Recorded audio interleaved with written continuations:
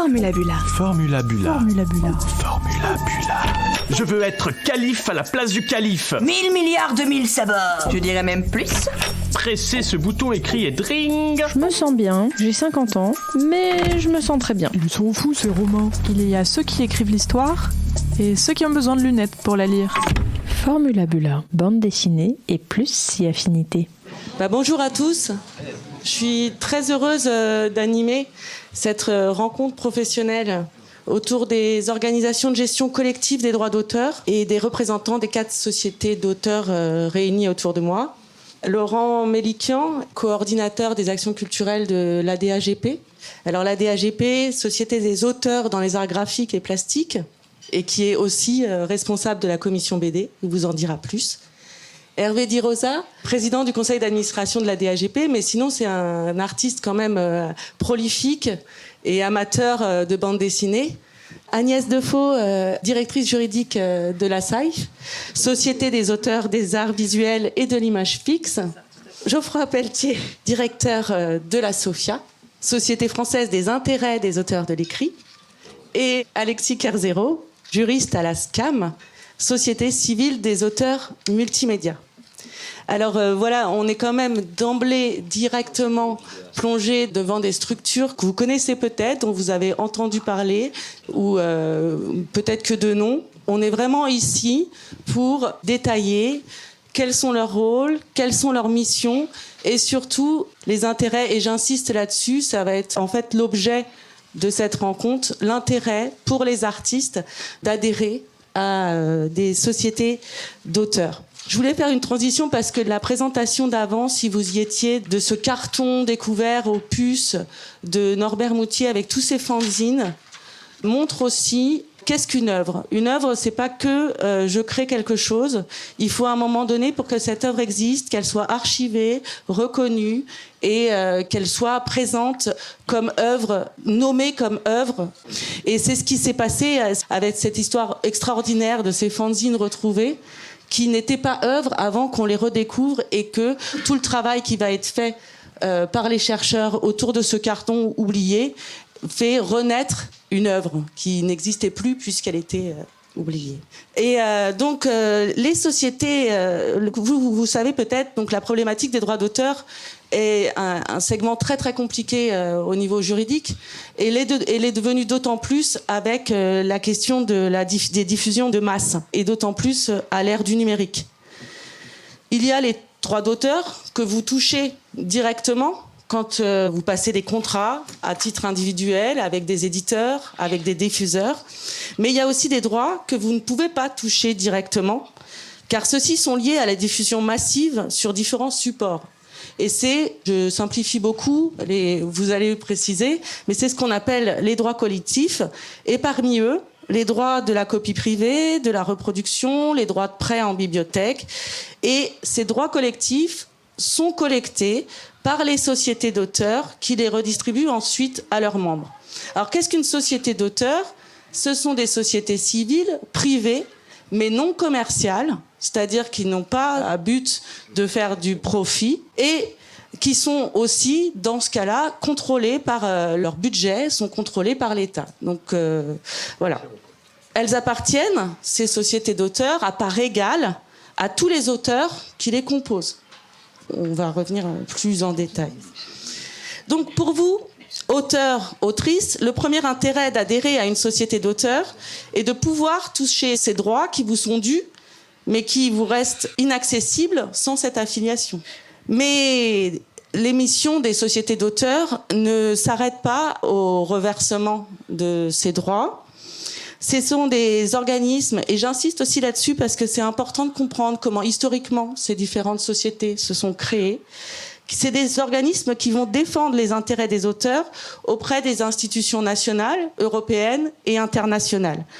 On voit historiquement le travail en amont de ces sociétés d'auteurs qui précèdent la reconnaissance de certains droits collectifs pour la copie privée et la loi de 1985, pour la question de la diffusion numérique au début des années 90 et 2000 avec Internet. Et aujourd'hui, vous êtes des sociétés qui sont très aussi impliquées dans les enjeux face aux géants du numérique et dans les négociations de la taxation des GAFAM. Donc voilà aussi, à une échelle qui vous concerne peut-être pas directement en tant qu'auteur individuel, mais aussi les missions, une des missions que peuvent avoir ces sociétés. Ces sociétés, elles peuvent gérer les droits, elles ont des politiques d'accompagnement, de conseil pour les auteurs, elles ont aussi des missions obligatoires d'action culturelle auxquelles elles sont tenues de consacrer une partie de leur budget, en formation, en bourse, en résidence, en prix. Tout ça, ce sera détaillé au cours de cette rencontre. Donc, avant de donner la parole, je vous dis tout de suite, on va parler d'abord de la question de la gestion des droits collectifs, du fonctionnement des sociétés. Maintenant, j'ai un seul artiste, finalement, dans cette table, qui ne fait pas de la bande dessinée, qu'on lui a gentiment dit, en plus, qu'il serait mieux à faire pas de la bande dessinée. Et en plus, un artiste qui est toujours très agréable d'écouter parler de son travail. Et c'est pas sur ça que je vais l'interroger. Hervé Di Rosa était justement l'invité des Affaires culturelles mercredi. Donc j'ai pu encore vous écouter. Donc, si vous connaissez le travail d'Hervé, je résume quand même très rapidement, cofondateur du mouvement de la figuration libre au début des années 80, qui a voyagé à travers le monde entier en s'expérimentant à toutes les techniques des 5 continents, etc. Créateur du MIAM, le Musée international des arts modestes à Sète, et inventeur même de la notion même d'art modeste, des fresques, de la peinture, de la sculpture, des art toys. Enfin, et c'est prolifique. Je vous invite à voir son travail. Il y a une chose qui se dégage quand on regarde toutes les œuvres d'Hervé, c'est une forme de générosité, c'est une œuvre d'extraverti qui va vers nous, enfin qu'on prend comme ça un peu dans la figure, et surtout en l'entendant parler. Il y a la notion de nécessité dans l'art qui est dès le début, puisque Hervé, toi, tu le répètes quand je t'entends dans les interviews, tu viens d'un milieu modeste. Ta mère était femme de ménage, ton père était cheminot, tu as grandi dans un quartier... Pas dans un bidonville. Hein, non, dans un quartier populaire de Sète. Non, mais c'est important, c'est-à-dire que vivre de son art était important. C'était, dès que j'ai commencé, c'est quand on dit, et je pense que beaucoup d'auteurs sont comme ça, ce qu'on fait, ça nous fait vivre dans le sens figuré comme dans le sens propre, quoi. On en vit matériellement et ça nous fait vivre aussi psychologiquement, parce que je pense que j'aurais d'autres problèmes si je faisais pas le travail que je fais. Et c'est vrai que très vite, moi je suis rentré à la DAGP comme administrateur il y a 15 ans, et c'était pas du tout la problématique n'était pas du tout comme aujourd'hui. Dans le conseil d'administration, il y avait des artistes que même moi je ne connaissais pas, qui étaient très vieux, d'anciens prix de Rome, c'était très, très daté, ça, il y a 15-20 ans. On a renouvelé ça avec des artistes de chaque catégorie, parce qu'il y a par exemple, dans le conseil d'administration, il y a Elisabeth Garouste qui est designer, il y a Antoine Schneck qui est photographe, il y a Rebecca Dean qui fait plus de la vidéo, etc. Vous voyez, c'est très divers aujourd'hui. Et surtout, il y a une action qui est menée, ce qui m'a intéressé. Alors au début, je me disais, ouais, parce que nous, en fait, les artistes, c'est pas comme les musiciens ou même les auteurs de bande dessinée qui sont beaucoup plus rétribués. À une époque, hein. Aujourd'hui ça a changé avec les ventes, mais qui sont principalement rétribués par des droits de reproduction, des droits d'auteur. Les musiciens, la SACEM, c'est une source d'argent très très importante pour eux. Alors que nous, les artistes, on vend un objet. Donc les droits de reproduction viennent, c'est un complément, dirions-nous, un complément important. Mais ce complément, en fait, il est devenu très important avec le droit de suite. Et ça, je voulais en parler parce qu'aux auteurs de BD, parce que les quelques auteurs de BD que je connais, avec qui je me suis lié d'amitié, parce que je suis vraiment un grand fan de bande dessinée, un grand amateur, et qui me disaient qu'ils ne pourraient pas vivre s'ils ne vendaient pas ses originaux, quoi. Uniquement avec les droits, parce que des fois on leur donne 10, 20, 30 000 euros d'avance, mais pour un travail qui va durer 1 an ou 2, un album ça prend des fois 1 an ou 2. Et donc les originaux aujourd'hui sont comme des dessins, comme des œuvres d'art, comme les originaux designers, comme les originaux d'architectes aussi. Donc on a aussi aujourd'hui des architectes et des designers au sein de la DGP qui comportent quand même 17 000 membres, 17 000 artistes. Et aujourd'hui, quand on voit le prix, quand j'ai commencé en 1980, que je parlais de bande dessinée dans la presse d'art, on me riait au nez. Hein. Et aujourd'hui, il y a des planches d'Hergé ou de Bilal qui font beaucoup plus cher que mes peintures, par exemple, ou que beaucoup d'œuvres d'artistes français contemporains très connus. Et donc ça génère un droit de suite. Ça, après, ils vont vous l'expliquer plus en détail. C'est-à-dire que sur toute œuvre vendue pas la première fois, la seconde fois, il y a 4% qui revient à l'artiste. Donc surtout, c'était pour les maisons de vente, vous voyez. Parce que dans l'art, par exemple, je pense peut-être à la bande dessinée aussi, il y a des époques, ou dans la photo, il y a des époques recherchées plus que d'autres. Et il s'avérait qu'il y avait des artistes qui, sur certaines époques, par exemple, aujourd'hui, leurs travaux des années 60 faisaient des millions en vente publique, ils n'arrivaient pas à vendre et leur œuvre du moment se vendait très peu. Et donc ils n'avaient pas un sou alors qu'ils voyaient leur œuvre se vendre dans des sommes extrêmement importantes. Et le droit de suite rééquilibre ça, vous voyez. Et le droit de suite est devenu une directive européenne en 93, donc maintenant c'est pour toute l'Europe.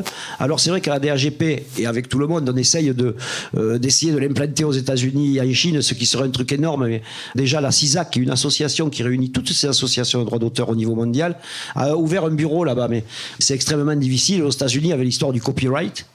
Et ça, c'est vraiment le truc terrible pour les artistes, qui est le droit des éditeurs, en fait, des propriétaires qui éditent aux États-Unis. Donc, c'est très difficile d'essayer d'imposer ce droit de suite. Mais en fait, moi, je pense que c'est un droit, et on défend aussi ce droit de suite avec la DGP, comment ça s'appelle, l'OMPI, le truc de l'Organisation mondiale pour les brevets à Genève, pour en faire un droit international. Parce que je pense que n'importe quel artiste dans le monde entier, si un truc de lui se vend, il doit quand même avoir quelque chose. Vous voyez, quand vous avez une maison, quand vous avez des parts de l'immobilier, si vos enfants ils héritent, ils revendent.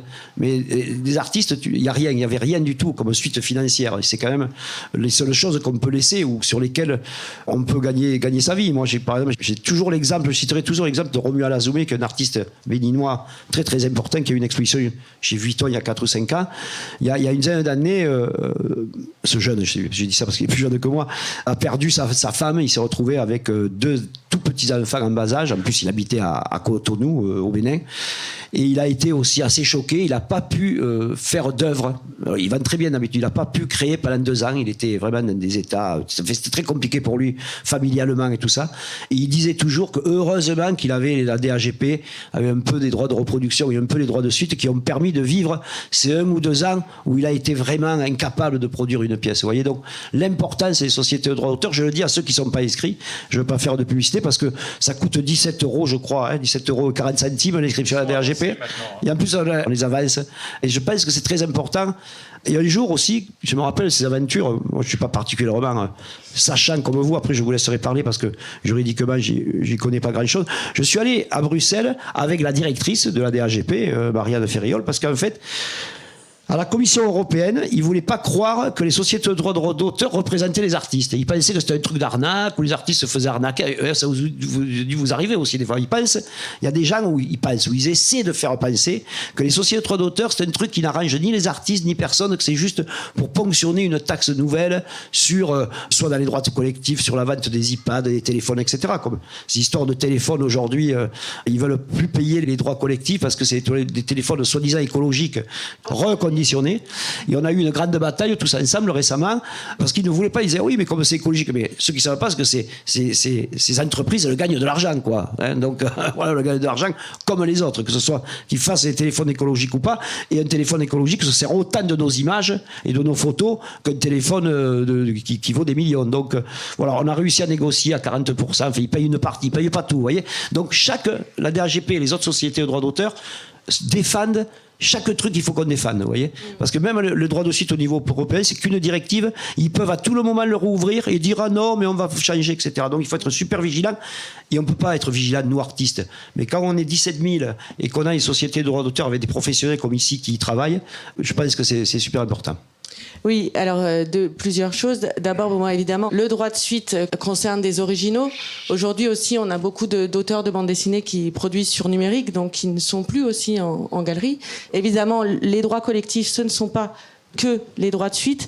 Hervé vient d'évoquer la copie privée. Donc ça, c'est par exemple, ça a commencé avec les cassettes audio. C'est-à-dire que une partie du prix de vente des supports, aujourd'hui, les supports, un disque dur externe, un téléphone, une partie du prix de vente revient aux sociétés d'auteurs pour être redistribuée aux auteurs. Je vais laisser présenter les différentes sociétés. Dans ce qu'a dit Hervé aussi, ce qui est très important, il parlait de 17 €. Voilà, l'adhésion à une société d'auteurs, vous achetez une part sociétaire. Ce n'est pas une adhésion, une cotisation, c'est une part sociale. Et c'est, une fois que vous l'avez payé, vous êtes sociétaire à vie. Et même pour vos ayants droit. Et quand vous démissionnez, on vous la rembourse. Voilà. Donc ce n'est pas une énième cotisation. Mais c'est très rare, les démissions. Que vous allez redonner chaque année. Non. Vous achetez votre part. Après, vous expliquez comment il gère ces sociétés. Je vais d'abord donner la parole à Laurent, qui lui aussi donc est responsable, y compris de la commission BD à la DAGP. Et qui va vous parler plus spécifiquement de ce qui concerne les auteurs de BD sur les droits collectifs, peut-être. Oui, alors, une petite précision, je ne suis pas coordinateur de l'ensemble de l'action culturelle de la DAGP, parce que là, c'est énorme, et je suis surtout à la DAGP pour m'occuper de la bande dessinée. Des fois, je disais que maintenant, je suis de Messmaker et le Père Noël. C'est-à-dire que je suis là pour que les auteurs de bande dessinée adhèrent à la DAGP. Donc, je leur fais signer des contrats comme de Messmaker et quelques mois plus tard, ils reçoivent de l'argent et donc je suis le Père Noël. Voilà. Et une de mes fonctions, c'est d'être le secrétaire de la commission bande dessinée, c'est-à-dire une réunion d'une dizaine d'auteurs de bande dessinée qui eux-mêmes font remonter les problématiques du moment. Voilà à peu près mes fonctions à la DAGP. Donc, la première raison pour les auteurs d'adhérer à des organismes de gestion collective, c'est bien sûr de pouvoir toucher les droits collectifs. C'est assez important, c'est-à-dire que la plupart du temps, on se dit, c'est pas grand-chose. Non, la moyenne de droits collectifs par auteur de bande dessinée à la DAGP, mais je pense que les chiffres vont être les mêmes pour la CEIF ou pour la SCAM, c'est à peu près 1 000 € par an. Beaucoup d'auteurs me disent, mais c'est de l'argent magique. D'autres, c'est mon 13e mois. Il faut savoir que tout cela provient de différentes sources, notamment le droit de copie privée dont tu as parlé tout à l'heure, les droits de reprographie pour les photocopies, droits audiovisuels, il y a des droits collectifs qui sont versés par les opérateurs de câbles, de satellites, d'ADSL pour la diffusion d'images sur les chaînes dont ils s'occupent. Le droit de prêt en bibliothèque, bien sûr, ça c'est la partie de la SOFIA, donc c'est un ensemble de droits différents. Et de ce que j'ai pu voir depuis que je suis à la DAGP, il n'y a pas la moitié des auteurs de bande dessinée qui sont adhérents d'un OGC. Donc il y a encore du boulot. Il y a encore du boulot à faire connaître nos organismes et à faire adhérer les auteurs. En plus, c'est pas vraiment de l'argent qu'ils vont toucher par rapport à d'autres. Ou du moins, c'est par rapport à une masse énorme qui correspond aussi à l'ensemble des répertoires culturels. Donc, il y a beaucoup plus de droits collectifs qui vont à l'audiovisuel, qui vont à la musique, que les arts graphiques et plastiques. C'est qu'une toute petite portion et elle a besoin d'exister. Et en fait, plus il y aura d'artistes qui bénéficieront de ces droits collectifs et plus les vues des organismes de gestion collective pourront être respectées. Justement, alors Agnès, présentez-nous un peu la SAIF dans la gestion, mais surtout aussi en nous précisant comment ces droits collectifs sont reversés aux auteurs. Quelles sont les procédures, en fait? Comment c'est proportionnel à si je suis un auteur et que j'ai un album? Comment ça se passe? D'accord. Bon, alors déjà, rapidement, la SAIF, donc, c'est une société de droit d'auteur, donc, comme la DAGP, puisqu'on est tous des OGC, donc des sociétés civiles à but non lucratif, dirigées par des auteurs qui sont élus par l'Assemblée générale, c'est-à-dire l'ensemble des auteurs qui ont adhéré dans nos structures, et qui vont élire un certain nombre d'auteurs qui vont prendre les grandes décisions de notre société, et qui vont impulser la politique de notre société. Ensuite, nous, on est des juristes ou des directeurs qui, au quotidien, faisons le travail en fonction de la politique qui est décidée par nos auteurs. Donc il y a déjà beaucoup de choses qui ont été dites par mes camarades. Bon, effectivement, on va avoir plusieurs actions, et puis après je reviens sur comment on répartit. Nos actions en ce qui concerne les auteurs de BD, puisqu'on est là pour parler de vous, on va faire le droit de suite, ça a été dit, donc on surveille les ventes et les reventes de vos originaux. Bon, ça je vais peut-être pas m'étendre parce qu'on en a déjà parlé. On va faire beaucoup de conseils en ce qui vous concerne sur vos contrats d'édition. Donc ça, c'est vrai qu'on a beaucoup d'auteurs qui viennent nous voir pour avoir des avis sur les contrats d'édition. En général, c'est vrai que vous les signez directement avec vos éditeurs, mais on peut vous conseiller. Et certains auteurs nous demandent de les signer pour leur compte. Donc ça, c'est la partie plutôt droit de reproduction, ce que nous, on appelle les droits individuels, c'est-à-dire vraiment vos droits que vous conservez et qui sont possiblement apporter aux sociétés d'auteurs, mais qu'en général, dans votre secteur, vous conservez. Donc c'est plutôt une mission de conseil dans ce secteur-là. Ensuite, effectivement, il va y avoir tout un tas de rémunérations qui sont complémentaires à cette activité et aux droits que vous percevez auprès des éditeurs. On a déjà parlé de la copie privée, donc qui est cette rémunération qui est perçue sur les supports vierges, en contrepartie du fait que chacun de nous, on a la possibilité de copier les œuvres des auteurs. Donc tout simplement, vous allez dans une exposition avec votre téléphone, vous prenez une photo d'une œuvre qui est exposée, c'est de la copie privée, vous avez le droit de le faire, mais en contrepartie de ça, il y a une redevance qui est perçue sur les téléphones, sur les tablettes, sur les ordinateurs. C'est la même chose quand vous faites un clic droit en vous rendant sur un site internet et puis vous êtes intéressé par une bande dessinée. Vous la mettez en fond d'écran sur votre ordinateur. Tout ça, c'est de la copie privée. Donc là, il y a des redevances qui sont perçues par une société qui est commune à l'ensemble de nos structures et qui est partagée ensuite avec ce qu'on appelle l'ensemble des ayants droit. Donc c'est beaucoup plus large que les arts visuels que nous représentons ou que même que l'écrit. C'est aussi la musique, c'est aussi le spectacle vivant. Donc c'est vraiment partagé entre l'ensemble des secteurs selon des clés qui sont négociées en amont. C'est très complexe. Mais l'idée, c'est qu'à un moment, il y a une partie qui revient soit à l'écrit, soit à l'image et qu'on va partager entre nous en fonction des auteurs que l'on représente. Alors, en ce qui concerne l'image, ça va être partagé plutôt sur la base, c'est très compliqué, on peut pas savoir précisément ce que chacun d'entre nous, du public en fait, copie. Donc on va plutôt s'intéresser sur la base de sondages, savoir précisément ce que les internautes, plus ou moins précisément, mais on a quand même des sondages qui sont assez précis, copient. Et on se retrouve à avoir des catégories d'images qui sont copiées. Et selon ces catégories, il y a des sommes qui sont attribuées. Et chaque auteur va nous déclarer quel type d'œuvre il fait. Donc, vous faites de la BD. Donc, vous aurez une somme qui est répartie sur cette catégorie, sur cette rémunération bande dessinée. Et ça va être ainsi pour l'ensemble des auteurs. Donc, si vous faites aussi de l'illustration, vous toucherez sur l'illustration. Si vous faites du texte, parce que certains auteurs vont faire image et texte, vous toucherez sur les deux catégories. Donc, ça, c'est pour la partie copie privée. Bon, après, chaque société peut avoir aussi ses règles de répartition, ses taux de gestion, etc. Mais en attendant, pour le principe, en tout cas, c'est ça. Ensuite, on va avoir aussi la copie privée audiovisuelle, ça c'est pour les images qui sont reproduites dans les œuvres audiovisuelles, mais c'est le même système. On va percevoir des rémunérations aussi pour ces catégories-là. La répartition, c'est la même. Ensuite, on va avoir la reprographie. Pour ce qui est du droit de prêt, comme on a un spécialiste qui est en charge de ça, je vous laisserai voir ça avec lui. Je vous dirai juste que pour le droit de prêt, les sociétés des arts visuels le perçoivent aussi pour leurs auteurs, mais de toute manière auprès de la SOFIA. Donc Geoffroy Pelletier vous en parlera très bien. Donc la reprographie, par contre, c'est une autre société dans laquelle les sociétés de l'image et du texte sont co-dirigeantes. Et donc là, c'est une perception qui se fait au titre des photocopies de vos œuvres qui sont publiées soit dans la presse, soit dans les livres. Donc le public va faire des photocopies de vos œuvres. Et il y a des redevances qui sont perçues en fonction du nombre de photocopies qui sont faites, par exemple, au sein des établissements scolaires, au sein des copy shops, etc.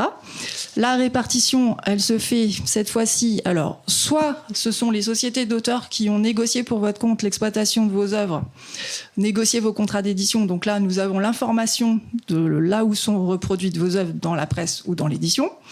Ou alors, on va vous demander de nous déclarer. C'est pour ça qu'on parle de temps en temps de déclaration. On va vous demander de nous déclarer où sont reproduites vos œuvres, dans la presse ou dans l'édition. Et à partir de là, et des sommes que l'on perçoit du CFC, avec une part qui va pour le texte et une part qui va pour l'image, sachant que par ailleurs c'est réparti aussi auprès des éditeurs de presse et des éditeurs de livres, on va avoir tout un tas de calculs qui permettent quand même d'affiner de façon quand même assez précise la part qui va revenir à chacun des auteurs, sachant qu'on va avoir des lignes en nous disant voilà, telle catégorie d'ouvrages est plus copiée que d'autres, soit ça c'est des catégories d'ouvrages, soit même on a des idées plus précises sur les types d'ouvrages exactement qui sont copiés. Donc voilà, on fait mouliner un peu tout un tas de tableaux Excel, donc ça prend beaucoup de temps, mais à la fin chacun des auteurs perçoit une rémunération.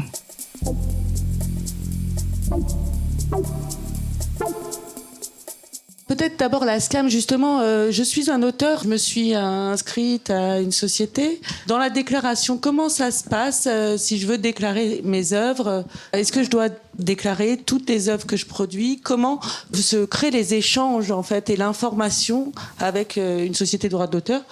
Sachant que je pense que la SCAM, comme ce que vient de dire Agnès, gère aussi tous ces droits collectifs. C'est vrai, tout a été dit.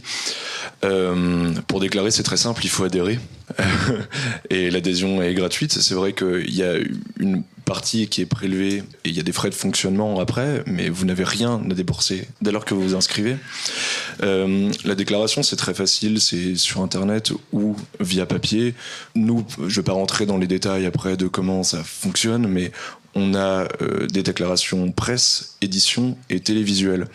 Parce que, peut-être avant de détailler, la SCAM, c'est la Société civile des auteurs multimédia. Multimédia parce que multi-répertoire.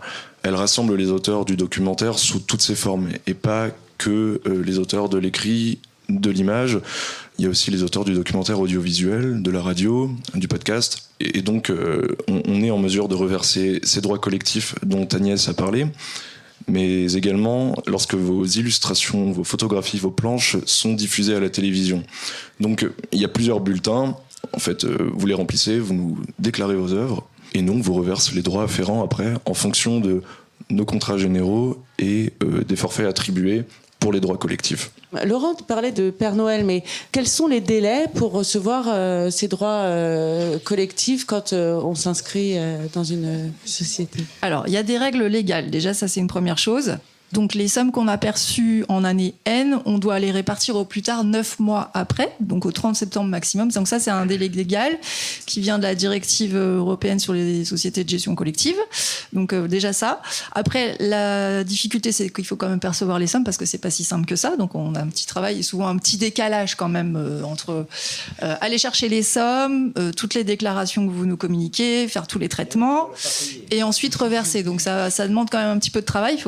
C'est pas si simple que ça. Et puis ensuite, chaque structure a ses propres délais de répartition.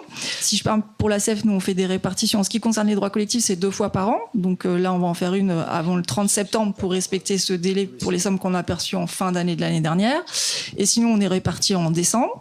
Et ensuite, sur la gestion individuelle, on fait des répartitions 4 fois par an à chaque fin de trimestre. Voilà. Donc ça, c'est pas tout à fait pour les mêmes droits. Ça va plutôt être pour le droit de suite ou le droit de reproduction. Donc des images qui ont été reproduites dans les livres ou dans la presse, les droits d'exposition, voilà, ou les passages télé, ce qu'on appelle plutôt les droits individuels. Et chez mes camarades, je connais pas les règles, donc ils vont vous les dire. J'aimerais qu'on présente la SOFIA, parce que la SOFIA est une société un petit peu particulière, parce que là, on n'a pas que des auteurs, c'est paritaire auteurs-éditeurs. C'est une société qui a été créée autour des questions de droit de prêt en bibliothèque. Donc, je laisse Geoffroy, directeur de la SOFIA, de présenter à la fois cette société qui s'est créée aussi en organisme de gestion collective, qui va gérer tous les droits évidemment, mais qui a une structure un peu particulière et qui va pouvoir aussi nous détailler un petit peu plus ce qu'est le droit de prêt en bibliothèque, comment il se répartit, comment il se calcule, etc. Merci. Particulière, je ne sais pas, on a fait le choix dès le début d'être sur une société de gestion collective paritaire auteur-éditeur. Le combat a été mené sur le droit de prêt parce que ça a été un vrai combat. Je ne sais pas si certains ici sont assez vieux pour s'en souvenir, mais au détour des années 2000, ça a été vraiment une lutte entre les auteurs, les éditeurs, les libraires, les bibliothécaires, l'État et les collectivités locales. Et quand il faut mettre tous ces gens-là d'accord, c'est pas facile. Et on a fini par trouver un accord parce que les auteurs et les éditeurs se sont réunis. La SGDL, à l'époque, pour ceux qui la connaissent, et le Syndicat national de l'édition ont créé la SOFIA pour pousser à cette transposition d'une directive sur le droit de prêt et obtenir une rémunération pour le prêt pour les auteurs. L'accord qu'on a trouvé à l'époque et qui dure encore aujourd'hui, il a fonctionné parce qu'en fait, on a fait 3 choses en une seule. On a transposé le droit de prêt en France. On a instauré une contrepartie pour le fait que vos ouvrages soient prêtés en bibliothèque autant de fois qu'ils le peuvent jusqu'à épuisement de l'ouvrage et puis la bibliothèque en rachète un et le reprête. On a mis en place un régime de retraite complémentaire pour les auteurs qui est obligatoire et qui est financé, on pourra s'en redire un mot, pour partie par le droit de prêt. Et puis on a, alors c'est peut-être plus anecdotique pour vous, mais plafonné les rabais qui étaient octroyés aux bibliothèques et aux collectivités, ce qui a permis de replacer les librairies indépendantes dans le cadre des marchés publics à un moment où c'était devenu impossible pour elles, et que les grossistes qui pouvaient empocher les marchés, puisque contrairement à la loi Lang sur le prix unique du livre, le rabais était libre quand on vendait des livres à des collectivités. C'est ça qui a permis d'avoir un accord entre toutes les parties prenantes du secteur du livre. Alors la SOFIA s'est créée là-dessus, elle gère un plus grand nombre effectivement de catégories de droits maintenant, on représente à peu près... on ne représente pas. On a 11 000 auteurs de l'écrit au sein de la SOFIA. On ne les représente pas. Il y a déjà suffisamment d'associations d'auteurs, que ce soit dans la bande dessinée, dans la jeunesse ou autres, qui représentent les auteurs. Mais on gère les droits pour ces 11 000 auteurs. Un peu plus de 1000 marques éditoriales aujourd'hui. Ça doit être à peu près 90-95% du marché de l'édition. Et on est totalement schizophrène puisque toutes nos décisions sont prises à parité auteur-éditeur, que ce soit l'Assemblée générale qui décide quand vous êtes adhérent et quand vous êtes donc sociétaire d'un organisme de gestion collective, vous prenez des décisions au sein de l'Assemblée générale, vous élisez le conseil d'administration qui est paritaire, auteur-éditeur. Chaque commission, on parlera tout à l'heure d'action culturelle, chaque commission est paritaire, auteur-éditeur, et moi-même je suis quasiment paritaire, auteur-éditeur dans toutes les décisions qu'on doit prendre. C'est une force. Moi je trouve que c'est une force. Je comprends parfaitement les sociétés qui sont 100% auteurs. Diriger la SGDL pendant quelques années, donc je sais ce que c'est qu'une société d'auteurs, mais pour ce droit d'auteur-là et pour le droit de prêt en particulier, ça a vraiment été un atout fort et on voit qu'on a un dispositif en France qui est probablement un des meilleurs et un des plus intéressants pour les auteurs et pour les éditeurs sur l'ensemble du territoire européen. Avant de rentrer peut-être juste sur la question technique, mais c'est vrai que c'est technique la gestion collective. Moi, ça me passionne. Je comprends que ça peut ne pas passionner certains d'entre vous, mais c'est parce que c'est technique que c'est des organismes qui s'en occupent. C'est justement parce que c'est trop technique, trop long, trop compliqué, parce que vous avez plein d'autres choses plus intéressantes à faire, qu'il faut que ce soit délégué à des organismes de gestion collective. Dans la musique, c'est quasiment 100% de la rémunération qui passe par de la gestion collective. C'est pas le choix qui a été fait dans le secteur du livre, par exemple, que je connais plus que les autres secteurs. Dans le secteur du livre, c'est un contrat que vous signez avec l'éditeur, et puis c'est l'éditeur qui vend les ouvrages via les librairies, qui cède les droits de traduction, qui cède les droits d'adaptation télévisuelle quand c'est le jackpot, mais il y a peu de gestion collective. Et il y a un petit peu de gestion collective quand finalement ça peut pas être géré individuellement, ni par vous en tant qu'auteur de bande dessinée ou futur auteur de bande dessinée, ni par les éditeurs eux-mêmes individuellement. Et là, à ce moment-là, on a besoin de gestion collective. C'est pour ça que pour le droit de prêt notamment, mais pour tous les autres droits qui sont gérés, ça ne peut être qu'un organisme qui mutualise les forces, qui permet de récupérer les sommes et qui sait ensuite les répartir à qui c'est dû. Alors, petite différence importante entre le droit de prêt, par exemple, et la copie privée numérique, c'est que la copie privée numérique, comme l'expliquait très bien Agnès, ce sont des sommes qui ne sont pas documentées. On sait à peu près dans quel secteur, sur quel support et combien de copies sont faites, mais on ne peut pas vous dire que c'est tel titre qui a été copié, telle image qui a été copiée, donc ce sont des sommes non documentées. Et finalement, chaque organisme de gestion collective, il n'y a pas de mauvais moyen de répartir les sommes, mais chacun le répartit le mieux qu'il peut, en essayant de trouver un équilibre entre l'ensemble de ses adhérents, en fonction de son répertoire, en fonction, nous c'est plus sur l'ensemble des titres qui ont été publiés. Il y a des parts forfaitaires, des parts variables, pour pas privilégier les très gros éditeurs par rapport aux petits, ou pour privilégier des auteurs qui publieraient énormément par rapport à des auteurs qui publieraient moins. Donc voilà, c'est des calculs qui sont assez compliqués, mais qui sont votés par l'Assemblée générale et qui permettent d'avoir un équilibre dans cette répartition. Pour le droit de prêt, c'est différent. Ce sont des sommes documentées. On sait exactement quels titres ont été achetés par quelle bibliothèque et donc quelles sont les sommes qui sont dues à tel auteur et tel éditeur de chacun des livres. Le droit de prêt, finalement, c'est assez simple. Il y a deux contributions. Il y a une contribution de l'État qui est fixée sur le nombre d'usagers inscrits en bibliothèque. On multiplie le nombre d'usagers inscrits en bibliothèque par 1 euro dans les bibliothèques universitaires et 1,50 € dans les bibliothèques de lecture publique. Ça fait à peu près 10 ou 11 millions d'euros chaque année. Il y a une collecte sur la base des fournisseurs de livres aux bibliothèques. Chaque fournisseur de livres aux bibliothèques nous déclare les livres et en quel nombre d'exemplaires il a vendu à des bibliothèques. Quand je dis fournisseurs de livres, c'est les librairies, les maisons de la presse, on facture Amazon, on facture les fournisseurs étrangers, tous ceux qui vendent à des bibliothèques nous déclarent ces exemplaires et nous reversent 6% du prix public hors taxe des ouvrages. Ça fait à peu près entre 6 et 7 millions d'euros par an. Sur l'ensemble de ces sommes, il y a une partie qui est prélevée pour le régime de retraite complémentaire des auteurs. Peut-être on en dira un mot tout à l'heure. Et puis, il y a le reste qui est minoré des frais de gestion versés à l'ensemble des auteurs et des éditeurs à parité, puisque c'est fixé par la loi, 50-50 entre les auteurs et les éditeurs. Mais on sait exactement à qui sont dus ces ouvrages. La SOFIA, aujourd'hui, c'est 11 000 auteurs. Donc, quand un auteur est adhérent directement de la SOFIA, on lui reverse ses droits. Mais s'il n'est pas adhérent de la SOFIA et qu'il est adhérent de la SCAM, de la DAGP, de la SAIF ou d'un autre organisme de gestion collective, on reverse les sommes qui sont dues à cet organisme de gestion collective et c'est lui qui reverse aux auteurs qui sont ses adhérents sans aucune difficulté et sans que ça prenne de temps et d'effets de cascade. S'il est adhérent d'aucun organisme de gestion collective, alors ça transite par les éditeurs, qui sont les seuls à connaître, du coup, à être en lien avec ces autres auteurs. Nous, on a peu près 20% des sommes qui transitent directement par la SOFIA. Si on rajoute les autres organismes, on a 10%, mais vous voyez qu'il y a encore 70% des sommes qui transitent par les éditeurs. L'intérêt, je pense, pour vous, pourrait avoir les sommes plus rapidement, plus directement, plus assurément, c'est d'adhérer à un organisme de gestion collective. Moi, je rajoute qu'on n'a pas de guerre entre les OGC. Ça peut paraître compliqué, chacun a des répertoires différents, nous on n'est que sur le livre, mais chacun peut avoir des répertoires différents, des adhérents différents, on peut avoir des façons de faire différentes, on a des histoires et des tailles de sociétés différentes, mais on a des accords entre nous qui font qu'il n'y a pas de guerre à avoir. C'est pas, on va pas faire mieux, moins bien, aller chercher plus, on va pas se battre pour ça. L'intérêt, par contre, pour vous, c'est d'adhérer au moins à un organisme de gestion collective. Si c'est pas la SOFIA, si vous adhérez à la SAIF, eh ben, l'argent du droit de prêt qu'on collecte, nous, on est agréé pour ça, on le versera à la SAIF et vous aurez la rémunération qui vous est due. Si c'est à la DAGP, si c'est à la SCAM, c'est pareil. Je vais pas assez plaider pour ma paroisse, mais ce que je veux que vous entendiez vraiment, c'est l'importance d'adhérer à un organisme de gestion collective. On a à peu près 66 000 auteurs qui, au final, perçoivent du droit de prêt. Et on n'a que 11 000 adhérents, donc c'est très important de pouvoir verser aussi aux autres.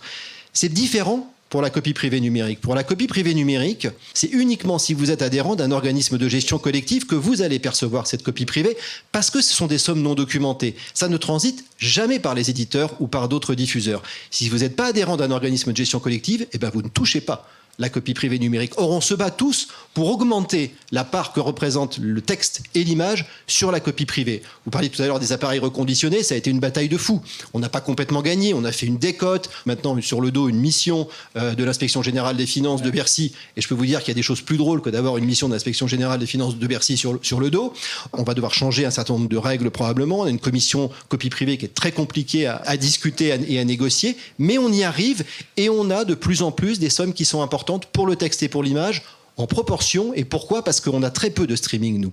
Il y a du streaming pour le sonore et pour l'audiovisuel. Il y a une baisse du téléchargement. On est vraiment sur du téléchargement. Alors, il y a le streaming avec du téléchargement temporaire, etc.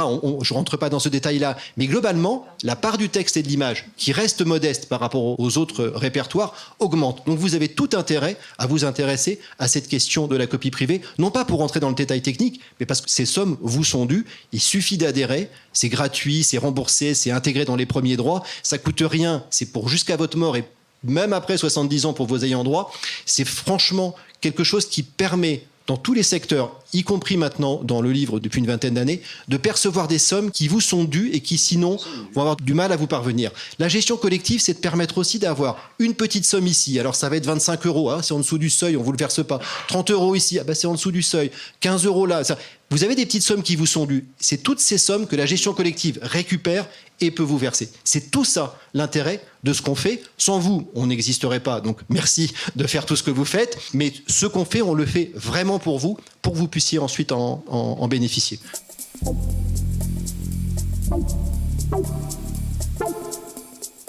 Oui, alors c'est dedans que ce soit un effort conjoint.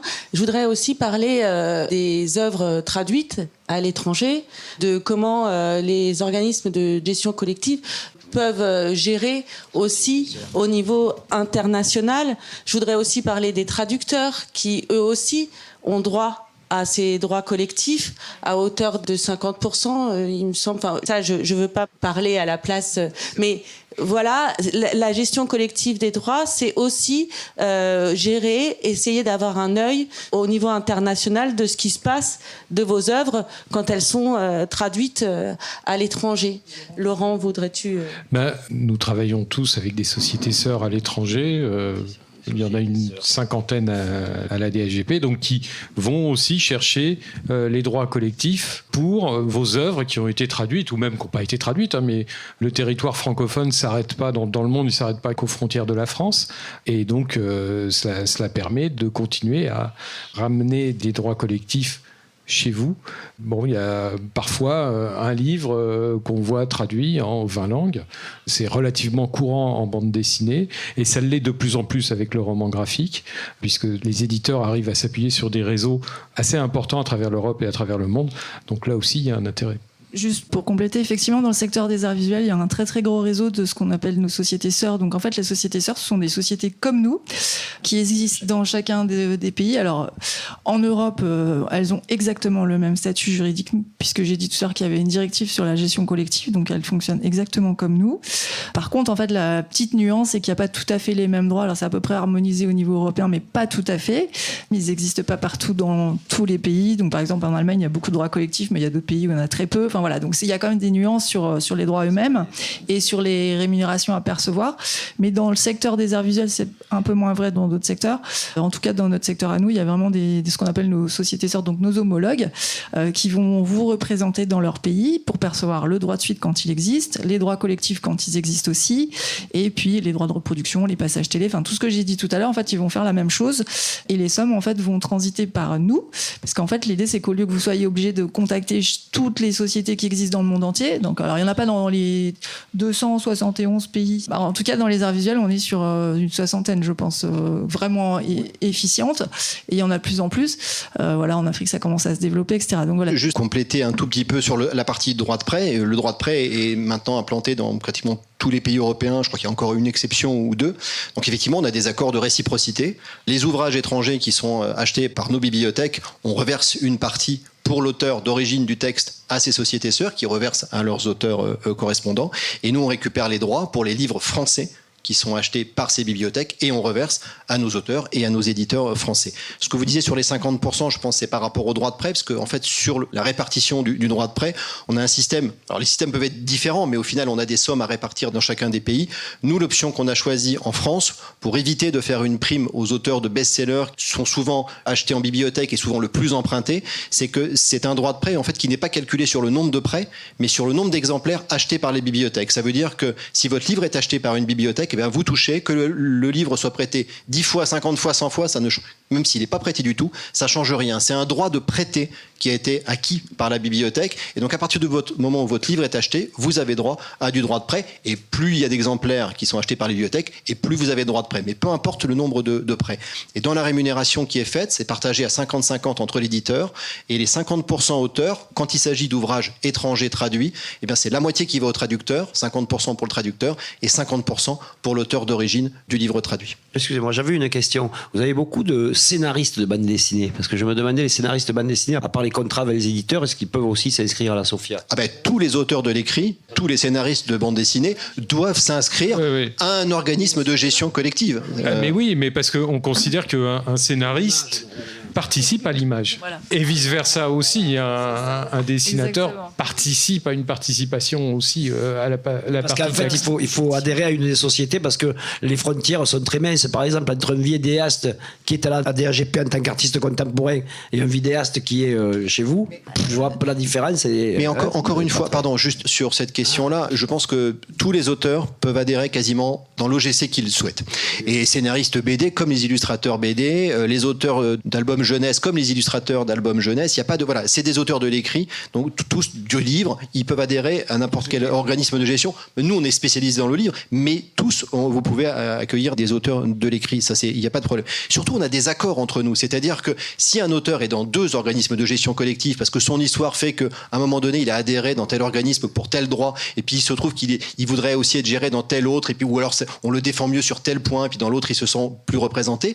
Peu importe, on a des accords. Par exemple, avec la SAIF, c'est la même chose avec la DAGP ou avec la SCAM. Si un auteur est à la SOFIA et à la DAGP, pour la copie privée, c'est la DAGP qui va lui reverser. S'il est à la SOFIA et à la DAGP, pour le droit prêt, c'est la SOFIA qui va lui reverser. Donc on a des accords et ça ne gêne pas d'être à plusieurs organismes de gestion collective. L'important, c'est d'être au moins à un organisme de gestion collective. La SOFIA, c'est quand même une société un petit peu particulière qui gère le droit de prêt.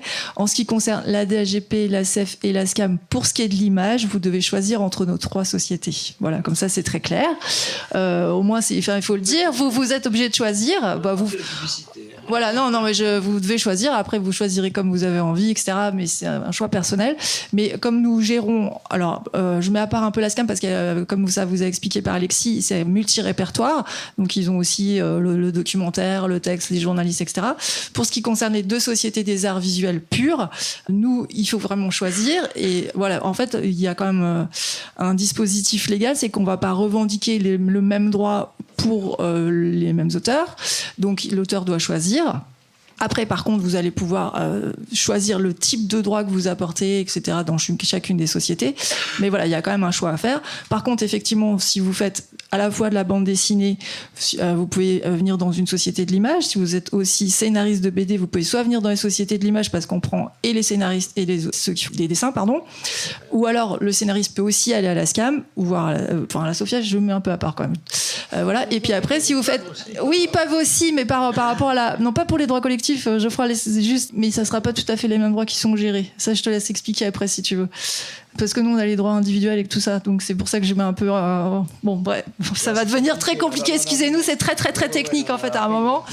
Voilà. C'est pour ça que j'ai essayé de rester sur quelque chose de plus simple. Après, vous pouvez aussi... C'est pour ça que vous pouvez quand même adhérer dans plusieurs sociétés, parce que si vous faites, par exemple, de la musique, vous allez aller à la SACEM. Donc, voilà, vous avez un choix. Il y a quand même... Et à la SACD, si vous faites du théâtre, etc. Voilà. Mais il y a quand même un certain nombre de choix qui sont obligatoires. Un scénariste, par exemple, pourrait adhérer à la SGDL, la Société des gens de lettres. La SGDL n'est pas une société de droit d'auteur, enfin, n'est pas une société d'auteur au sens OGC, c'est une association, voilà. La SGDL a été par le passé société de gestion collective il y a très longtemps, elle s'est créée là-dessus, mais sur la presse, en fait. C'est une des premières, enfin, il y a eu la SACD, il y en a eu d'autres, mais elle s'est créée parce que justement, les auteurs de littérature générale, qui publiaient beaucoup en feuilleton dans la presse, voyaient leurs textes qui étaient publiés dans des journaux parisiens être repris en région sans percevoir de droits. Et ils se sont dit, mais c'est exactement la définition de la gestion collective. On ne peut pas chacun aller, à l'époque à cheval, dans toutes les régions, aller percevoir ce qui nous est dû au titre de la reprise. Donc ils se sont dit, on se met ensemble. Quand je dis ça, c'est Hugo, Balzac, etc. C'est 2-3 auteurs qui ont une petite carrière après. Ils auraient presque pu individuellement, mais ils se sont regroupés collectivement. Et ce qu'on fait nous, c'est exactement ça. C'est-à-dire que quand c'est impossible de le faire individuellement, c'est la gestion collective qui est la réponse et qui permet de récupérer ces sommes. Alors juste pour compléter, parce que je veux pas me fâcher avec Geoffroy, en fait avec la Sophia c'est cumulatif. Ça peut être cumulatif, alors qu'avec nos 3 sociétés c'est absolument... Voilà, exactement. Voilà. Avant de vous donner la parole, je voudrais juste poser une petite question sur les auteurs. Est-ce qu'ils peuvent se tourner vers des organismes comme les vôtres pour avoir des conseils juridiques ou sur des problèmes de contrat, sur des problèmes d'une utilisation illégale de leurs œuvres ? Oui, totalement. Conseil juridique, en fait, ça rejoint un peu ce que vous disiez tout à l'heure, en ce sens que statutairement, un organisme de gestion collective, il collecte les droits, il vous les répartit. Mais il ne fait pas que ça, en fait. Enfin, la mission première et la raison d'être, ce pourquoi ça a été créé. Mais à côté de ça, tous les OGC, sur cette table, tous les organismes de gestion collective, participent à la défense des intérêts économiques, des intérêts moraux des auteurs par une action culturelle dont on parlera tout à l'heure, en alimentant des bourses, en créant des prix, en affectant une partie de ces sommes à la promotion du répertoire de ces auteurs membres. Mais c'est également le cas avec des conseils juridiques qui sont fournis. Il y a aussi, par exemple, à l'ASCAM et dans nos sociétés sœurs, un département d'affaires sociales. Je sais qu'il y a des ateliers qui sont organisés, des permanences fiscales sur toutes les questions que vous pouviez avoir sur les régimes, sur la retraite, etc. Et pour le conseil juridique, en aparté, tout ça pour y venir en fait, il suffit de prendre rendez-vous, que vous soyez membre de la SCAM ou pas, et on le fait tous, sauf erreur de ma part, les 4 sociétés du conseil juridique. Si vous avez des questions sur votre contrat que vous apprêtez à négocier avec un éditeur, si vous avez un litige avec un éditeur, des questions qui portent sur l'ensemble du droit d'auteur, sur le droit à l'image, enfin des choses qui ont trait à votre travail, vous nous appelez, on programme un rendez-vous, on sera ravis de voir ça avec vous. Des idées de barème aussi, peut-être sur... Barème sont établis et votés en conseil d'administration. Je pense que pour chacun, c'est pareil. Hein. Voilà. Mais par contre, il y a un truc qu'il faut savoir, c'est que les sociétés de droit d'auteur, c'est pas un syndicat. Aussi, c'est pas comme la maison des artistes.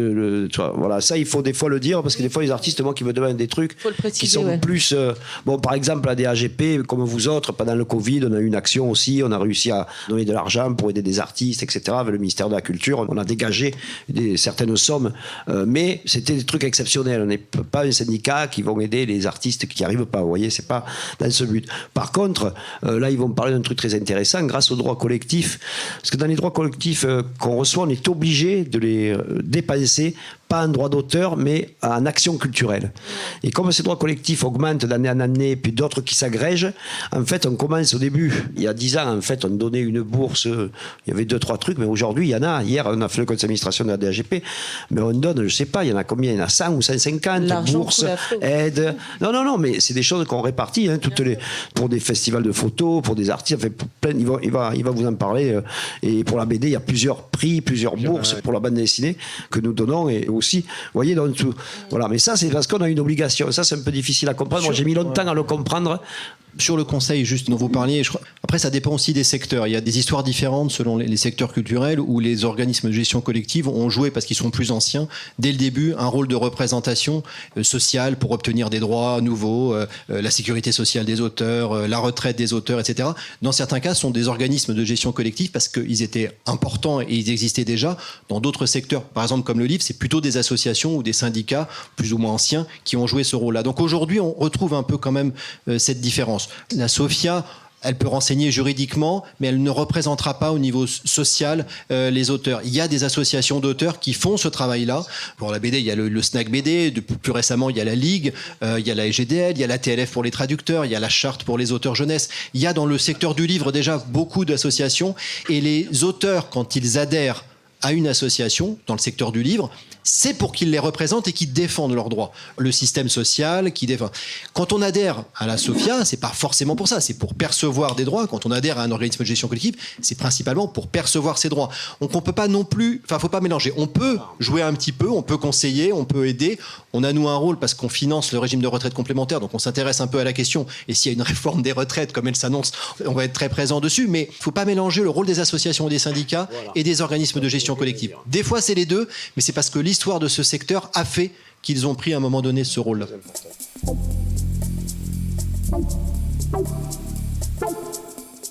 Est-ce qu'avant de parler de l'action culturelle, vous auriez des questions? Il y a un point qui m'intrigue beaucoup dans toute cette discussion, c'est que finalement on part toujours sur le principe de l'auteur, comme s'il n'y avait qu'un seul auteur sur une œuvre. Enfin, la plupart du temps, c'est les discussions qui sont menées. Pour le public, on entend un auteur, le dessinateur, celui qui a fait le dessin de la planche, etc. Il y a eu, lors du dernier festival à Angoulême, une exposition remarquable, dans son sens, en termes, par Lu Weifang, sur les droits d'auteur, sur ce qu'était un auteur. Écrire est un métier, c'est-à-dire que le scénariste de la bande dessinée, il a aussi sa place dans la bande dessinée. Vous dites oui, mais moi je vais amener tout de suite autre chose. Dans les droits de monstration, lors d'une exposition, il n'est jamais question du scénariste. Dans l'achat d'une planche à un galeriste, il n'est pas question du scénariste. Après, vous allez me dire quels sont les accords entre l'auteur du dessin et l'auteur du texte. Quels sont les contrats préexistants entre les deux vis-à-vis de l'éditeur ou quand il y en a un qui va chez un galeriste. Mais ce sont des petites complexités, très souvent, et Lu Weifang avait raison de mettre le doigt sur cette question, la partie invisible de l'iceberg, c'est aussi le scénariste. C'est-à-dire que celui qui écrit le texte, et c'était un vieux débat, parce que Will Eisner menait le même avec Kirby, et il disait, mais en fait, on parle toujours de l'artiste, on parle toujours de l'art, c'est le dessinateur. Mais il y a celui qui a fait le texte, celui qui a fait le lettrage, etc. C'est une œuvre collective, souvent une bande dessinée, en tout cas à l'américaine, et surtout aux États-Unis. Mais enfin, en tout cas, en France, on a X exemples de couples, de duos sur des productions. Et donc, qu'est-ce qu'on fait pour l'auteur du texte qui n'apparaît jamais dans les préoccupations de monstration ou dans les prix payés aux galeries sur les acquisitions? Alors, je vous remercie de votre question, ou plutôt remarque. Alors, je vais un peu nuancer votre propos. Effectivement, alors déjà, nous, on en a parlé quand même, vous avez entendu, on a parlé de l'auteur des images et des scénaristes aussi. Après, étant des sociétés des arts visuels, pour notre part, on parle essentiellement de l'image parce que c'est de notre cœur de métier. Donc, c'est plutôt les sociétés de l'écrit qui vont parler du scénariste, qui paraît logique. Pour répondre, alors, pour la partie droit de suite, historiquement, c'est plutôt une pratique, un usage qui s'est développé entre les dessinateurs et les illustrateurs.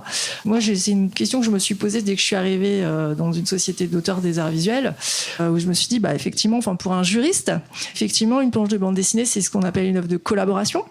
Donc avec un auteur qui fait les images et un auteur qui fait le dessin. Donc typiquement, juridiquement, ça s'appelle une œuvre de collaboration. Et il devrait y avoir un partage des rémunérations.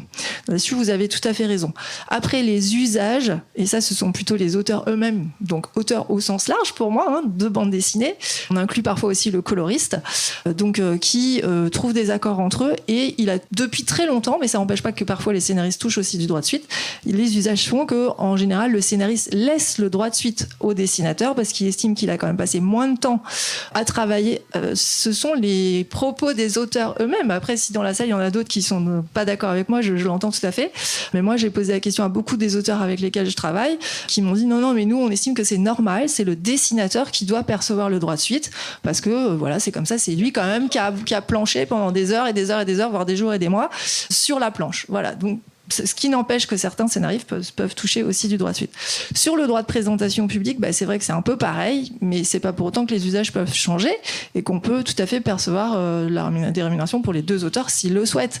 Après, c'est aussi aux auteurs de le revendiquer. Donc, si si deux auteurs viennent nous voir en disant voilà, on souhaite partager 40-60, 30-70, 50-50, enfin tout est possible, nous, on applique la règle de répartition que les auteurs nous demandent. Donc, c'est tout à fait possible. Mais c'est vrai que les usages, la pratique des auteurs eux-mêmes va plutôt vers une rémunération qui est versée aux dessinateurs. Il est quand même fortement conseillé maintenant, lors d'une signature de contrat, d'une entente entre le scénariste et le dessinateur pour la répartition justement de l'ensemble des droits afférents aux originaux. Peu le font, mais c'est dans toutes les communications qu'on peut avoir à ce niveau-là, et ça fait partie des tout premiers chapitres. Après, pour ce qui est du droit de suite, on se fie à ce qui est déclaré par la maison de vente ou par le galeriste. Très souvent, n'apparaissent que le nom du dessinateur ou parfois le nom du dessinateur et le nom du scénariste. Et dans ce cas-là, il y a répartition des droits. Et il y a même eu récemment une question qui s'est posée sur la répartition, non pas des droits entre le scénariste et le dessinateur qui était le même, mais le créateur du personnage. Sur une reprise dans les années 1950. Donc voilà. Donc il y a effectivement... Tu as raison, très souvent, le dessinateur prime et emporte quasiment tout, mais il ne s'agit pas d'une règle d'airain. Et c'est vraiment quelque chose que les auteurs, ensemble, sur lesquels ils doivent s'entendre avant de commencer leur collaboration. C'est vrai que à un moment, j'ai dit, mais Lou a raison. J'avais jamais vu vraiment les choses comme ça, parce qu'on prend les trucs venant un peu en package, mais en réalité, il y a quelque chose dont je devrais m'assurer. En réalité, en tant que directrice, en tant que personne qui fait des acquisitions et qui montre, je devrais savoir comment ça fonctionne quand je montre ces œuvres. Donc, c'est une vraie question de responsabilité. C'est pas vrai pour tous les droits collectifs. Le droit de presse est partagé entre le scénariste et l'illustrateur de la bande dessinée. La copie privée numérique, il y a une part image et une part texte, et les deux perçoivent. Le dispositif qu'on a mis en place expérimental de rémunération pour les dédicaces, si les deux sont là, le scénariste et l'illustrateur, les deux sont rémunérés. Donc il ne faut pas penser que c'est vrai pour tous les droits collectifs, et pour certains, ça peut évoluer. Donc je crois que c'est une question qui est encore ouverte et qui a déjà été réglée dans un certain nombre de cas de gestion collective. Oui, je voulais juste dire, donc, en tant qu'éditeur, pour adhérer à la SOFIA, il faut avoir fait plus de 10 livres. Pourquoi ? Parce que c'est une décision de l'Assemblée générale, sur la base d'une proposition du conseil d'administration, notamment pour la répartition de la copie privée numérique, avec une part forfaitaire qui est importante, et qui a été une décision des gros éditeurs au départ de dire on ne va pas tout calculé sur la base du catalogue, ce qui est une possibilité, qui a été prise d'ailleurs dans d'autres organismes de gestion collective, mais on va faire une part forfaitaire pour que les plus petits éditeurs aient aussi un montant significatif de la copie privée numérique. En dessous de 10 titres, on a des maisons d'édition qui font des fois un ouvrage, 2 ouvrages, qu'on ne revoit plus après, qui n'ont pas une activité régulière, qui font ça une fois et puis peut-être 5 ans après, il y aura un autre ouvrage.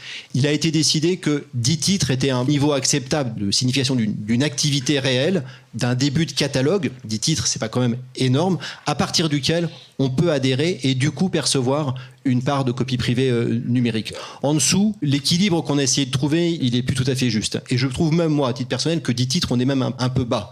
Je suis pas d'accord, mais... J'ai bien compris. Mais Riyad, Riyad Satouf, il a créé une maison d'édition, il a sorti qu'une BD pour l'instant, donc il touche pas de droit à copie privée pour ce livre, par exemple. Non, il touche pas en tant qu'éditeur. Il peut peut-être toucher s'il est auteur, mais il touche pas en tant qu'éditeur. Et ça ne veut rien dire du droit de prêt. Encore une fois, le droit de prêt, c'est sur l'ensemble des titres. Donc, si vous avez fait que 2 titres, vous toucherez le droit de prêt pour ces 2 titres. Il n'y a pas besoin d'être adhérent de la SOFIA pour toucher le droit de prêt en tant qu'éditeur. Je parle bien là que de la copie privée numérique. Ouais, c'est peut-être un peu une question bête, mais si jamais on publie depuis des années sans avoir été affilié à aucun des organismes et qu'on s'inscrit maintenant, c'est rétroactif ou ça part à partir des nouveaux livres? Il y a une certaine rétroactivité, puis selon les domaines, lorsqu'il s'agit d'édition hors bande dessinée, livre jeunesse, c'est 5 ans, presse écrite, c'est 2 ans, télé, c'est 1 an, mais de toutes les manières, si vous vous inscrivez maintenant, vous vous inscrivez avec l'ensemble de votre bibliographie. Donc sur la copie privée sera pris en compte tout ce que vous avez publié en bande dessinée, en livre jeunesse, depuis le 19e siècle. En tout cas, à la SOFIA, pour la copie privée numérique, vous ne récupérerez pas, puisque c'est calculé sur la base des adhérents, l'année de distribution. Donc on ne va pas redemander des sommes aux auteurs il y a 10 ans en disant mais il y a un nouvel adhérent, donc il faut tout recalculer. Donc ça, comme c'est des sommes non documentées, c'est versé au moment de la distribution. En revanche, sur le droit de prêt, on est sur des titres précis. Donc nous, on garde les sommes, et en plus, on prend le parti de ne pas avoir de prescription, parce que la prescription...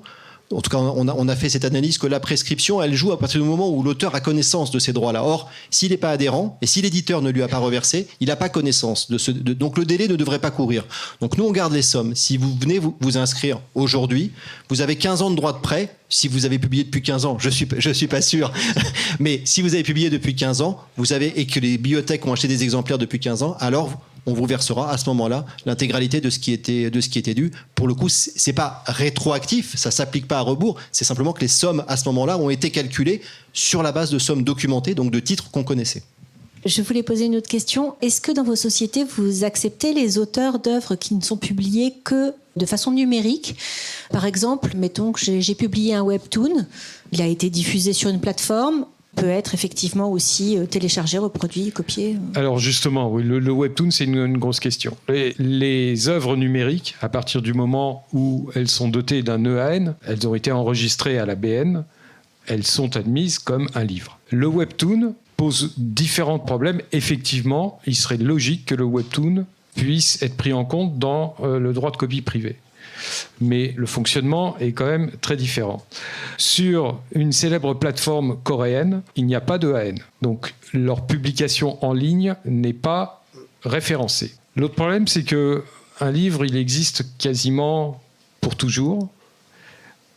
Sur les plateformes, les webtoons sont diffusés pendant une certaine période. Quand la pratique va augmenter, il est fort possible qu'une série passe d'une plateforme à l'autre. Donc tout ça demande à être étudié. Il y a quelques plateformes vertueuses qui déclarent bien, qui déclarent leurs publications, qui ont des numéros EAN, donc ce sera plus facile de les prendre en compte. Mais là, il faut bien dire qu'on est face à un phénomène nouveau, même s'il couvait depuis 10 ans, mais qui a besoin d'être étudié pour être pris en compte. Mais ce serait tout à fait logique, parce que les webtoons, évidemment, c'est copié sur les supports numériques, et peut-être plus que certaines œuvres sur papier. Donc oui, c'est une réflexion en cours. Je pense que vous pouvez faire une table ronde complète que sur le webtoon et toutes les conséquences aujourd'hui en termes de partage de la valeur, en termes de rémunération, en termes de copie privée. Est-ce que c'est un livre, pas un livre? La question de TVA, c'est un sujet en soi. Je dis pas que c'est pas inintéressant, au contraire, c'est tellement intéressant que ça mérite vraiment. Voilà. Et puis on sent que c'est en train de monter de manière rapide. Donc il est temps qu'on s'en occupe, mais je pense que c'est pas qu'une décision là pour le coup des organismes de gestion collective, ça embrasse plus large sur la question des webtoons.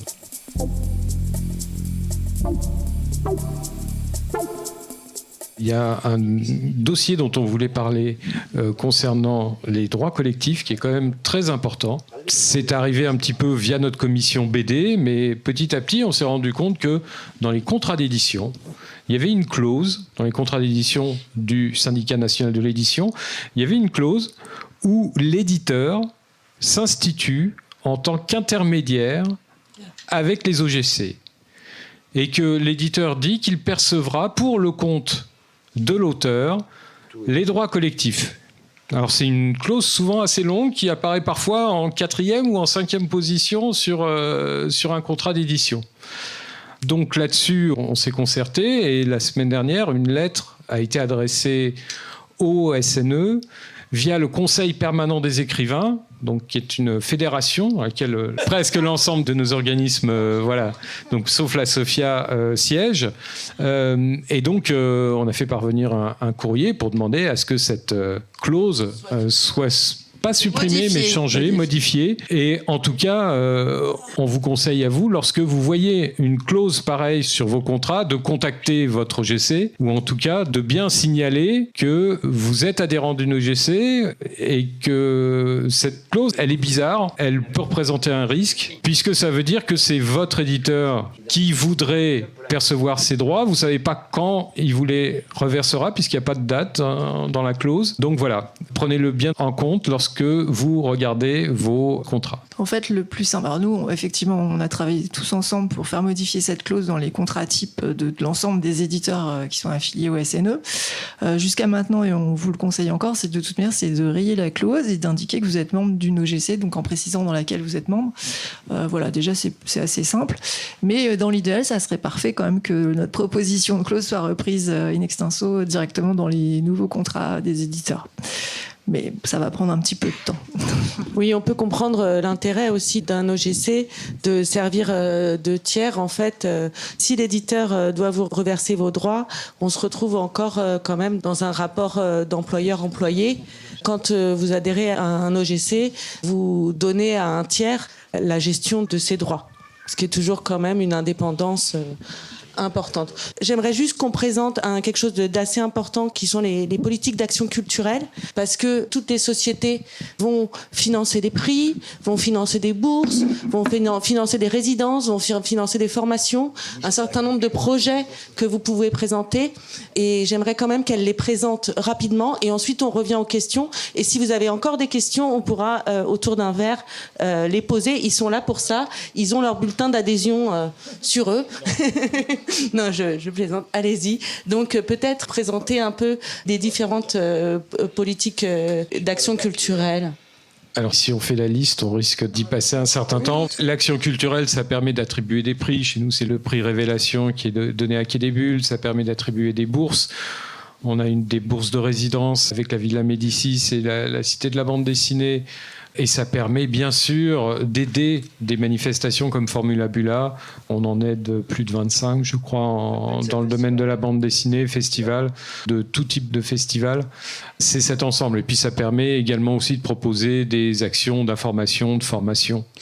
Voilà, bon, pour la CEF, ça va être à peu près pareil. Donc, on a une bourse qui est avec la Cité internationale de la bande dessinée, qui là est d'un montant de 5 000 € et qui est couplée avec une résidence. Donc, ça, pour tous les détails, vous vous rendez sur nos sites internet et vous aurez tout, comment candidater, quelles sont les conditions. Donc, pour celle-ci, il faut avoir au moins un album de bande dessinée. Après, on a aussi une bourse pour les plus jeunes talents, qui est remise avec le Festival de Blois. Donc là, c'est plus pour les gens qui commencent la bande dessinée. Et puis, on aide aussi, effectivement, pas mal de manifestations sur lesquelles, dans ces cas-là, souvent, on va tenir des stands où vous pouvez nous retrouver, voilà. Donc, rapidement, hein, parce que ça va être compliqué. Puis, il y a des critères à chaque fois pour ces bourses, etc.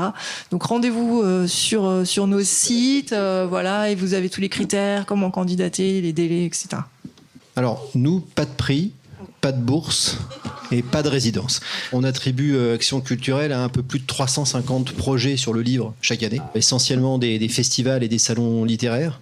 C'est pas l'objet premier d'un organisme de gestion collective. C'est une obligation qui est faite sur la copie privée numérique, ce qu'on appelle souvent le quart copie privée. 25% des sommes perçues doivent être redistribuées à de l'action culturelle, à de la formation, à du soutien à l'information, à la professionnalisation des artistes-auteurs. C'était pas notre objectif au départ, c'est pas notre objet, et c'est formidable. C'est formidable parce qu'en fait, c'est de l'argent des auteurs et des éditeurs qui retourne dans le circuit sous forme d'actions pour les festivals. On aide à peu près 40 festivals BD parmi les 300, un peu plus de 300. Mais avec une condition, c'est que les auteurs qui interviennent dans ces manifestations doivent être rémunérés au minimum au tarif qui est chaque année publié par la Charte des auteurs jeunesse. Donc c'est de l'argent qui est pris sur des choses qui devraient être redistribuées aux auteurs et aux éditeurs, mais qui permet une vie littéraire incroyable. Enfin, aujourd'hui, on perçoit 20 millions d'euros de copies privées. Ça veut dire qu'on a un budget de 5 millions d'euros pour l'action culturelle. C'est presque plus que le CNL sur les aides aux festivals. Non, mais c'est devenu incroyable.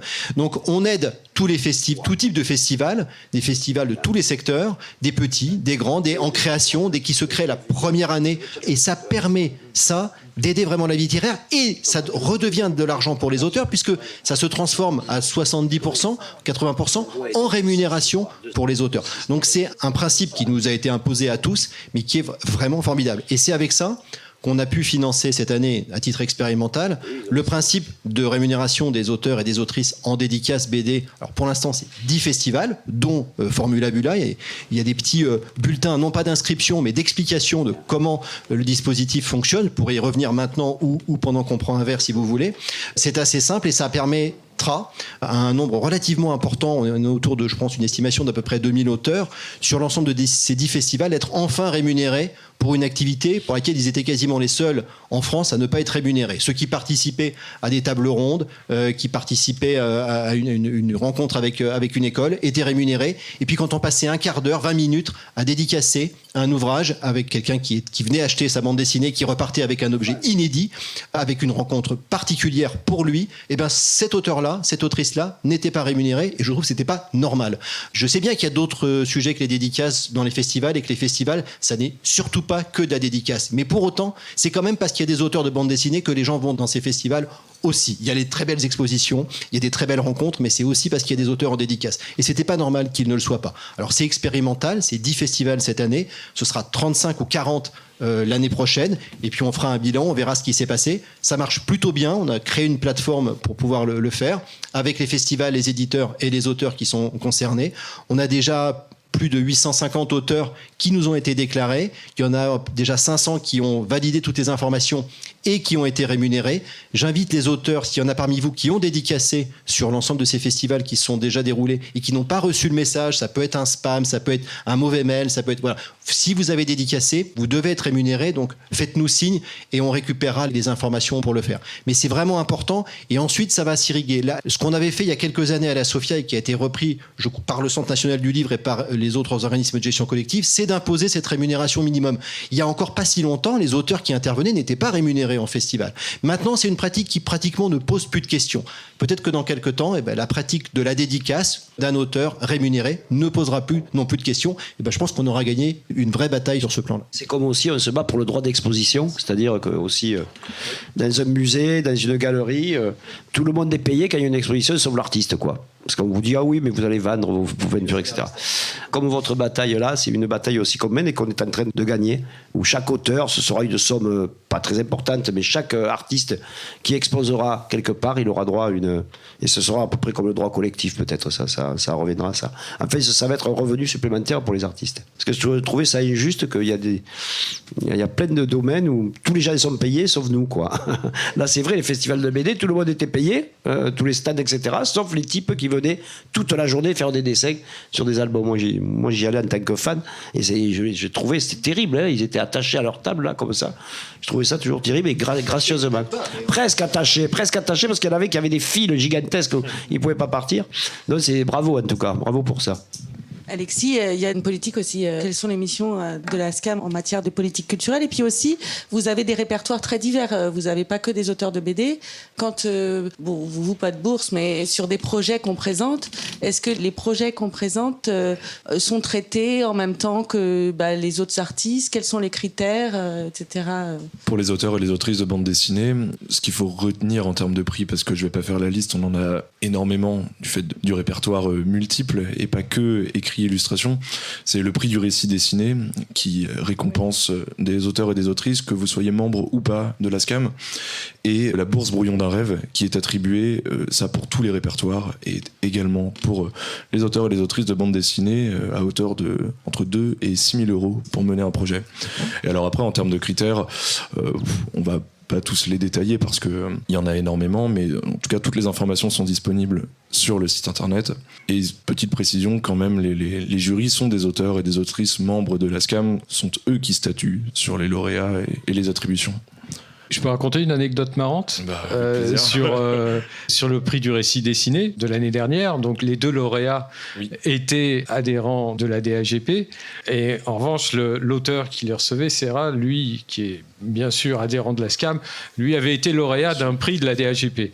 Donc on avait un échange marrant. Ce que je voudrais rajouter quand même, c'est que quand il y a des aides qui sont apportées par nos organismes à une manifestation, c'est pour que ces aides soient versées aux auteurs. Il ne s'agit pas de donner des fonds pour l'organisation en elle-même, mais c'est pour justement rétribuer les auteurs en intervention, les ateliers, voire les expositions. Et ça devient même une condition d'attribution.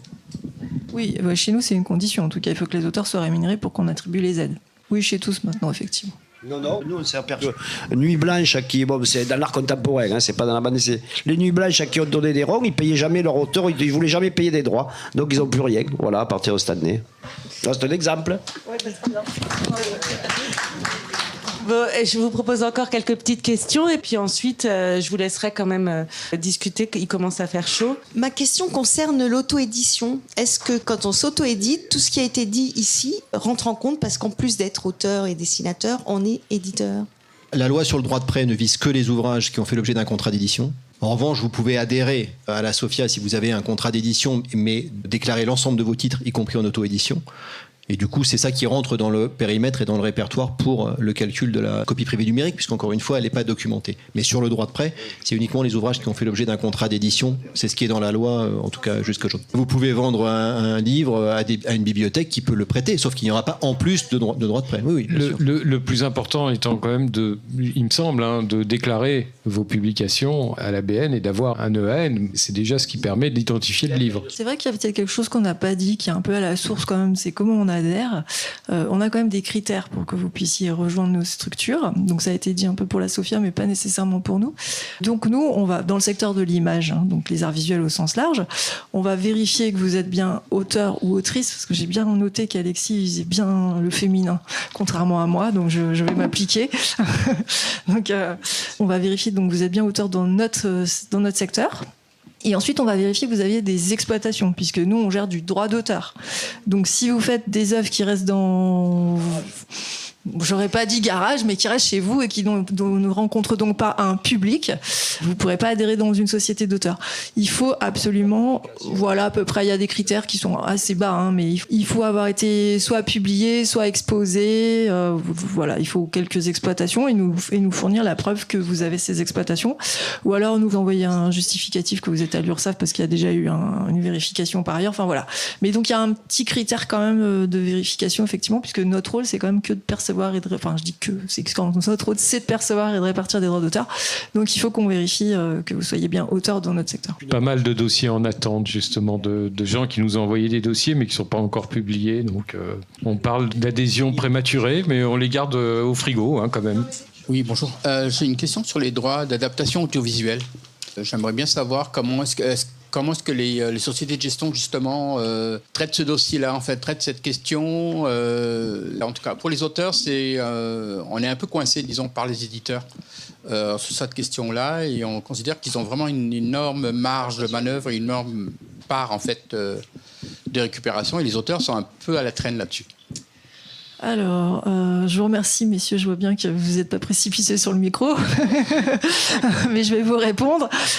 Donc, alors, sur les contrats d'édition pure, donc nous, on va s'occuper en conseil de la partie image ou scénario. La partie adaptation audiovisuelle, vous savez, elle doit faire objet absolument d'un contrat séparé. Donc là, on peut vous donner un conseil, mais ça relève pas de nos structures, puisqu'on va aller sur l'audiovisuel. Donc si c'est adapté en partie documentaire, là, vous vous adresserez à la SCAM. Et si c'est adapté en partie plutôt fiction, vous adresserez à la SACD. Voilà. Mais nous, on sera moins concernés. On est concernés sur la partie livre. Enfin, c'est ce que vous disiez, en fait, c'est que c'est une négociation et une relation de force avec l'éditeur, parce que votre seule solution, c'est de garder les droits audiovisuels et de ne pas signer le deuxième contrat. Sauf que vous êtes dans une position où souvent vous êtes obligé d'accepter, si vous voulez que votre ouvrage soit publié, vous êtes obligé de signer le contrat audiovisuel. Après, vous pouvez aussi négocier éventuellement un peu la répartition des droits, notamment quand c'est vous qui allez chercher le projet et qui ramenez. Alors là, c'est vrai que c'est un peu rageant parce que vous avez fait le boulot et vous devez partager. Mais c'est au moment presque de la négociation du contrat, on peut arriver à négocier des clauses, même celles qui sont écrites très bien sur le contrat, sur du papier brillant, on n'ose pas raturer parce que c'est très bien, voilà. On peut pas tout négocier, je pense. Donc, il faut peut-être aussi choisir un certain nombre de points entre la rémunération, le délai, la durée du contrat, le deuxième contrat audiovisuel. Après, c'est aussi à vous de voir en fonction de ce que vous pensez avoir comme opportunité. Ils ont les cessions de droits à l'étranger sont quasiment déjà dans le premier contrat. Enfin, tout ça, c'est géré par. Et aujourd'hui, dans le livre en tout cas, c'est de la gestion individuelle par l'éditeur en direct. C'est là où je disais que la gestion collective pour le secteur du livre, pour l'instant, c'est pas énorme. C'est le droit de prêt, la reprographie et la copie privée. Mais tout le reste, 80-85% des sommes, c'est de la gestion directe avec l'éditeur. Mais certains font très bien leur travail quand même aussi. Oui, juste pour ajouter, après en termes de déclaration, l'œuvre littéraire adaptée de façon audiovisuelle, si c'est une œuvre documentaire, elle sera déclarée à la SCAM. Si c'est une œuvre fiction, elle sera déclarée à la SACD. Et dans le bulletin de déclaration, le partage de droits, il est toujours ce qu'on appelle de gré à gré. Ce sont les auteurs entre eux qui décident quelle part est censée leur revenir. Et l'éditeur, de facto, a un pourcentage sur ce qu'on appelle la clé de répartition. Pour les œuvres audiovisuelles, c'est plus vrai que les œuvres littéraires qui nous sont déclarées. Parfois sur un documentaire ou sur une œuvre radiophonique, il peut y avoir 4, 5, 6 personnes qui déterminent après, entre elles, quelle part, enfin, qui prend quoi. En effet, c'est très vrai, c'est des choses qui nécessitent d'être négociées au moment de la signature du contrat. Mais je sais que c'est extrêmement compliqué parfois. En sens inverse d'ailleurs, où il y a énormément de contrats de production audiovisuelle qui prévoient des dispositions sur les adaptations littéraires, dramatico-lyriques, radiophoniques, etc., qui ne sont pas forcément l'objet de l'œuvre en tant que telle au début. Mais le problème, c'est quand il y a 3 auteurs liés aussi par contrat. Et c'est là que c'est compliqué. Tout à fait, c'est vrai. Et là, souvent, on finit par céder parce qu'il y en a un qui veut, l'autre qui ne veut pas, un qui hésite, et voilà. Je vous remercie. J'espère que vous avez bien compris l'intérêt d'adhérer à ces sociétés, ces organismes de gestion collective qui sont là pour vous quand même. Voilà, merci beaucoup.